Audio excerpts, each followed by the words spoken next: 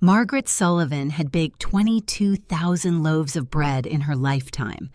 She knew that number because her mother had kept a tally in the back of an old recipe box, one tick mark for every batch, going back to 1961. She knew exactly how much butter softened a crust without weighing it down. She knew that rye needed patience, that sourdough needed silence, that nothing good ever came from rushing a thing that needed time. What she didn't know, what she realized only on a gray Tuesday morning in April, standing in the flour-dusted quiet of her family's bakery, was that she had forgotten the one recipe that mattered most. She was cleaning out the storage room behind the ovens, the room nobody had touched since her mother passed, when she found the box, wooden, the corners worn smooth, her parents' initials burned into the lid beside her own. Inside, index cards in 3 different handwritings, her grandmother's looping script, her mother's tight cursive, her own rush scrawl from the year she took over the shop, and tucked beneath a card for lemon shortbread, an envelope that had never been opened. Tom, it said, in handwriting she hadn't seen in years. Not the handwriting of the man who now signed grocery lists and left notes about the dog's vet appointment. This was younger handwriting, careful, the handwriting of a man still trying to get something exactly right. Meg stood there for a long moment before she understood what she was holding. A love letter, written 27 years ago, in the spring before their wedding, and somehow, impossibly, never delivered. Her mother must have kept it, tucked it away for safekeeping, and then simply forgotten. The way people forget the things they mean to hand over someday. 27 years, and Tom had never known she had it. She didn't open it that morning. She wasn't ready.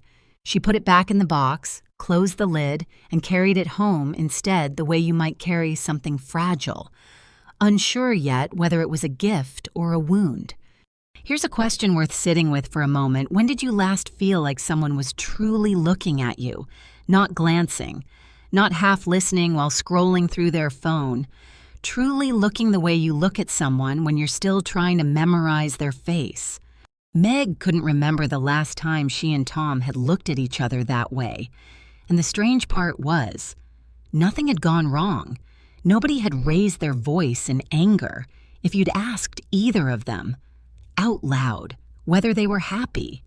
They both would have said yes without hesitation. That's the part almost nobody talks about. Marriages don't always end in explosions. Sometimes they just go quiet.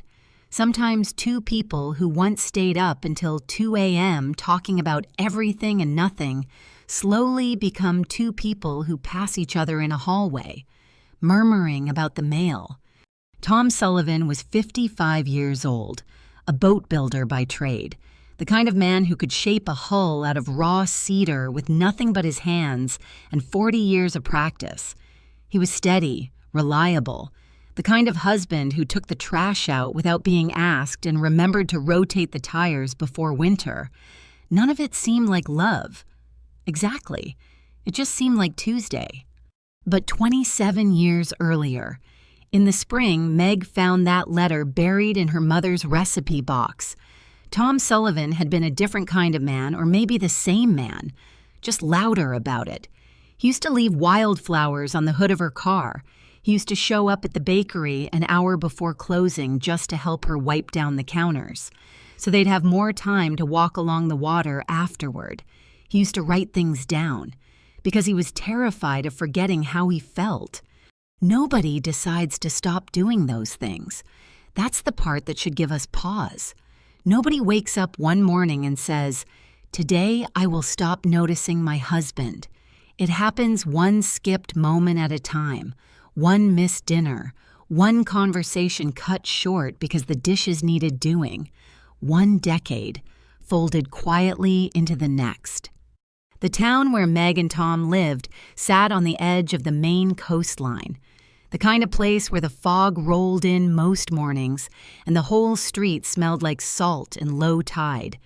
Meg's bakery had been there for 3 generations, Her grandmother started it. Her mother ran it for 30 years, and now Meg opened the doors at 5 every morning, alone. While Tom was still asleep 2 miles away in the house they'd bought the year they married. Spring had just started to loosen its grip on the town. Cherry blossoms were beginning to open along Water Street, fragile pink things that seemed like they could be knocked down by a strong breath of wind. Meg used to love spring. It used to feel like a beginning. Lately, it just felt like another season passing, the same as the one before it. That night, after she brought the recipe box home, she sat at the kitchen table long after Tom had gone to bed, running her thumb along the edge of the unopened envelope. She thought about all the small things she and Tom used to do, the notes they used to leave for each other on the bathroom mirror, back in the first years of their marriage. Good morning. Beautiful. Made you coffee. It's on the counter. Can't stop thinking about last night. Now the notes on that same mirror said things like, out of milk and dentist Thursday. Don't forget, somewhere along the way. The notes had stopped being love letters and started being logistics. She wondered, and maybe you've wondered this too, about your own life, your own long stretch of ordinary days, whether love simply runs out, whether 27 years is just too long for two people to keep feeling the way they felt at the beginning, whether what she and Tom had now was simply what love becomes, after enough time, after enough Tuesdays. But if that were true, why did the envelope in her hands feel so heavy? She finally opened it 3 nights later, alone in the bakery kitchen after closing, surrounded by the smell of the day's last batch of sourdough cooling on the racks. Her hands weren't quite steady as she unfolded the paper. The letter wasn't long. Tom was never a man of many words, but every sentence in it sounded like a man who had been paying such close attention to her that he noticed things she hadn't even noticed about herself, the way she hummed without realizing it when she was kneading dough, the way she always gave the last piece of pie to someone else at the table, the way she said she wasn't the romantic type and then cried at the ending of every movie anyway. I don't know how to promise you forever, the letter ended, but I promise to keep noticing you every single day for as long as you'll let me. Meg sat with that sentence for a long time, because here's the truth she had to face. Sitting alone in that kitchen at 11 o'clock at night, Tom had kept his promise for years. He had noticed her every day. In small, quiet ways she'd stopped seeing because she'd stopped looking for them.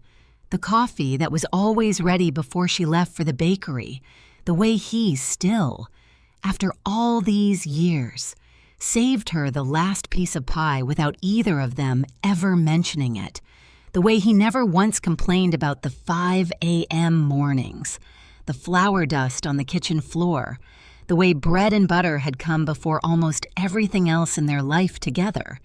She had been so busy missing the loud, early version of their love that she had stopped noticing the quiet version standing right in front of her. And maybe this is the part worth asking yourself.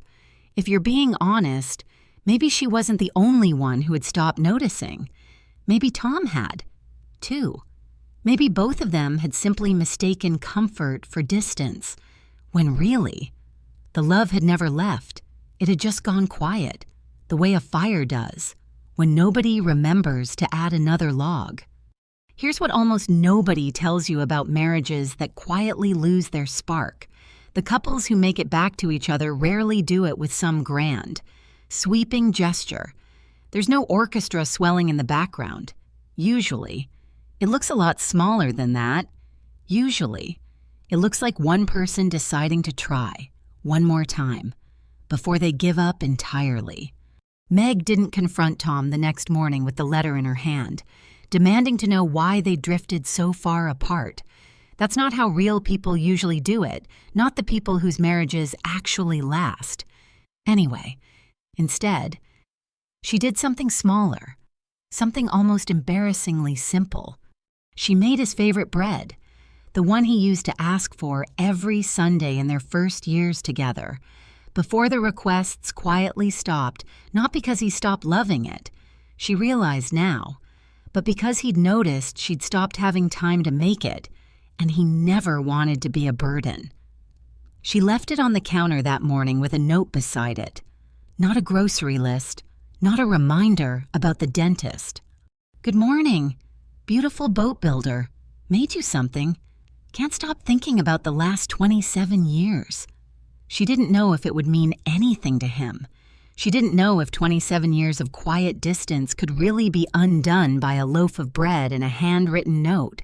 But she also understood something else, something that felt important enough to risk feeling foolish over nothing changes in a marriage until somebody decides to stop waiting for the other person to go first. Tom didn't say much when he saw it. That was never his way. But that evening, when Meg came home from the bakery, exhausted, flour still dusting the sleeves of her sweater, she found him sitting on the back porch, the same porch where they used to watch the sun go down together every night. Back before evenings became something you spent apart, him in the workshop, her doing paperwork at the kitchen table. He had 2 mugs of tea waiting, and beside them, folded neatly, a piece of paper. He'd written her a letter, too, not as eloquent as the one he'd written 27 years earlier, he joked, a little sheepishly, that he wasn't as young or as poetic as he used to be. But it said something the old letter never could have, because it came from a man who had lived through 27 real years with her, not just imagined them. "I don't know when we stopped talking on this porch," it read. "I don't know when I started thinking that loving you meant showing up and being steady, instead of showing up and paying attention. I'm sorry it took me this long to notice the difference." They sat together as the sky over the water turned the color of a healing bruise, pink fading into deep blue. The cherry blossoms along the fence line barely visible in the dimming light. Neither of them pretended that one evening, one letter, one loaf of bread, could undo years of quiet drifting. That would have been its own kind of lie. And they were done, both of them, with the small lies that comfortable distance lets you tell yourself. But they made a decision that night, a small one, almost too small to call a decision at all. They agreed to sit on that porch together every evening, even for just 10 minutes. No phones, no paperwork, nothing except each other. Not because 10 minutes could fix 27 years, but because 27 years hadn't broken all at once, either. It had worn away one skipped evening at a time. And maybe, Meg thought, it could be rebuilt the same slow way, one evening at a time, one noticed thing at a time, one small act repeated until it became a habit again, the way love always was in the first place, before either of them called it anything as heavy as forever. Here's the paradox nobody warns you about when you get married. We spend so much energy trying to fall in love, and almost no energy learning how to keep doing it. We treat love like something you find once and then simply keep, the way you keep a house or a job. But love isn't a possession. It's closer to a recipe. It has to be made again and again, with the same care every single time, or it stops tasting like anything at all. Meg understood that better than almost anyone. Standing in that bakery every morning, surrounded by recipe cards that had outlived 3 generations of her family. Nobody ever complained that baking the same bread over and over was boring. Nobody said, "We already made bread once. Why do we have to do it again? You made it again because that's what keeping something alive requires." Repetition isn't the opposite of love. Sometimes, it's the whole practice of it. She thought about her parents, married for over 3 decades, who had somehow stayed present with each other in a way she'd almost forgotten was possible. She used to think it was luck. Now she wondered if it was simply this showing up, again and again, on porches and kitchen counters and quiet Tuesday mornings, choosing to notice each other on purpose. long after noticing stopped being automatic. On the night of their 27th wedding anniversary, Meg and Tom didn't throw a party. They didn't book a fancy dinner or invite the whole town, the way some couples might for a milestone that big.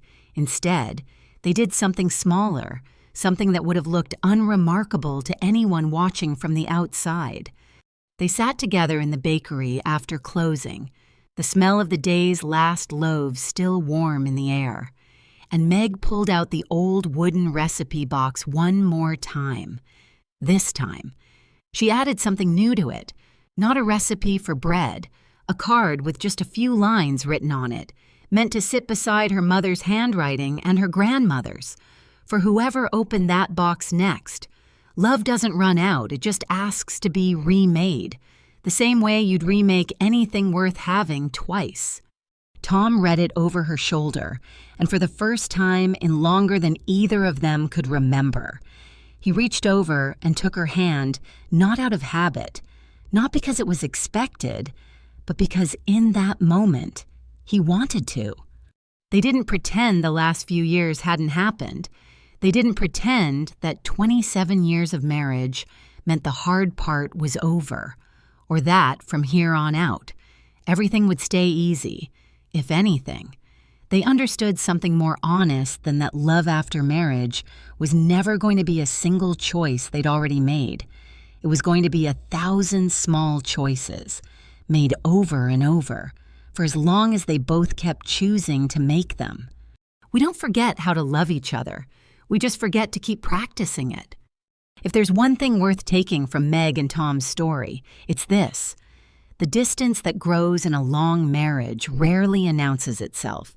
It doesn't arrive with slammed doors or raised voices. It arrives quietly.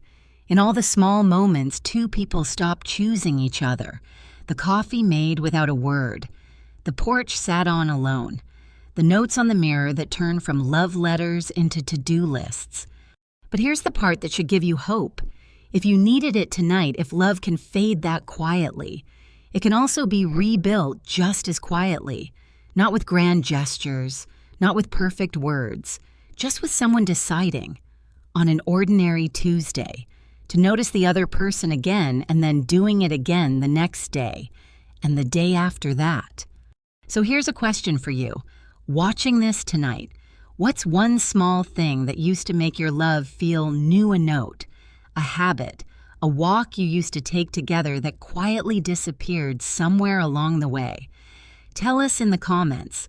Sometimes just remembering it is the first step to bringing it back.